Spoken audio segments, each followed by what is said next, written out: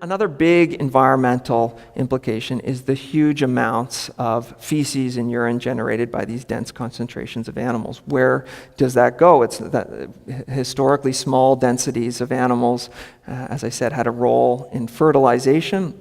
Now there is this concentration of animals in these great densities that produce so much fecal matter that can't be applied onto surrounding landscapes. And in addition to the volumes, it's also a different character. So the fecal matter contains the residues of the pesticides and the pharmaceuticals, so there's a need for treatment. And so a fundamental part of these landscapes are the huge lagoons of fecal matter, and these concentrations that are sometimes referred to as lagoons, which I think is a kind of a gross euphemism for what they really are, and they create a lot of public health risks for the surrounding communities, and both airborne contaminants and water contaminants. And then the last thing I'll mention is that, again, because landscapes are so specialized, both feed and animals must move over greater and greater distances between land and ultimate consumption.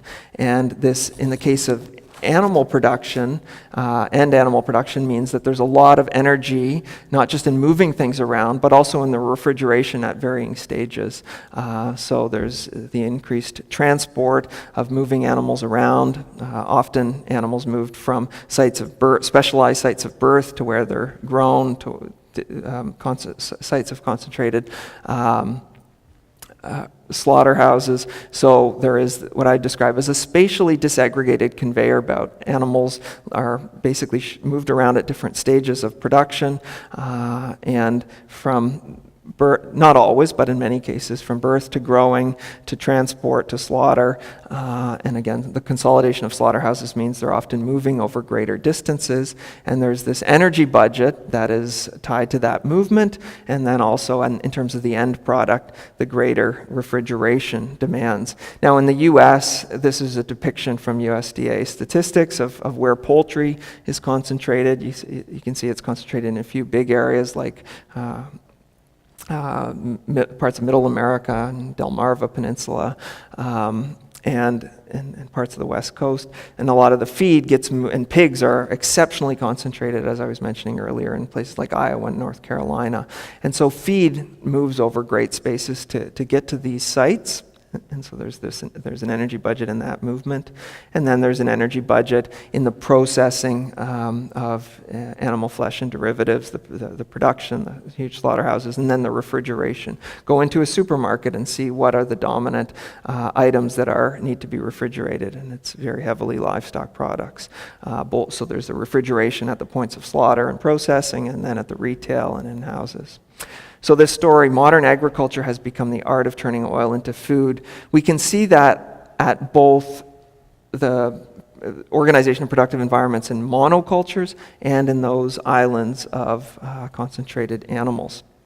And this also is a way of thinking about the ecological and atmospheric costs. So what I hope to do with the ecological hoofprint is to think systematically about how productive environments are organized, both the oceans of industrial monocultures, the islands of concentrated animals, and to think about the resource budgets and pollution loads that are ingrained in those productive environments.